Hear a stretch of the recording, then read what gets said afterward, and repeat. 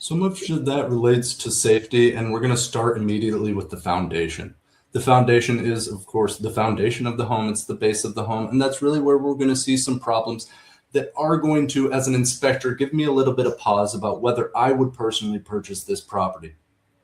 Now, that doesn't mean that I have an understanding exactly of what this vertical V crack means, but I do understand that oftentimes those can be structural, and oftentimes that can be heaving underneath the foundation, whether it be frozen water. And so we get a little apprehensive there, and we're going to suggest that a trained, qualified structural engineer come back to the property and take a look. I've seen electrical panels where the main service wires coming into the panel, they were actually clipped, and you'll see that a lot of those main service wires are multi-strand aluminum. For some reason, I assume it was the handyman who did the panel, clipped those wires and made them smaller so they would fit into a breaker that wasn't the correct size breaker for the panel. And at the end of the day, electricity works.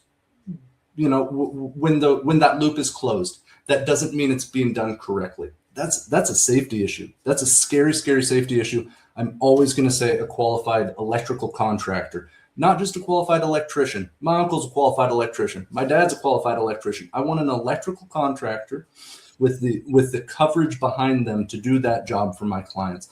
Same thing on the roof, same thing with the air conditioner. We're going to give you areas to focus on and focus your efforts, and making sure we're spending our time and our money in the correct places when we do make, whether it be improvements or just changes we want to make to the home.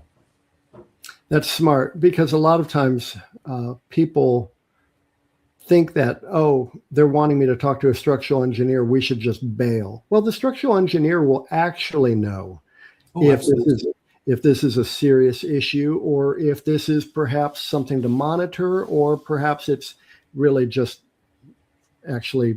well within the scopes of normal. Mm-hmm. And again, if you see those structural engineer, and that can be a disappointing thing, those could be disappointing words to see on an inspection report, and it may lead to at the time, what is perceived as a disappointing outcome.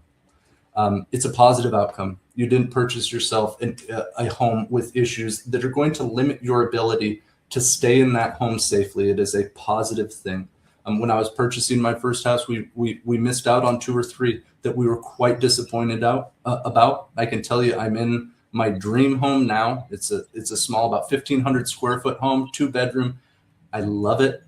I'm so satisfied with the quote misses that we had in advance of this. Misses, they don't mean you lost. No, exactly. In fact, you probably saved yourself a lot of aggravation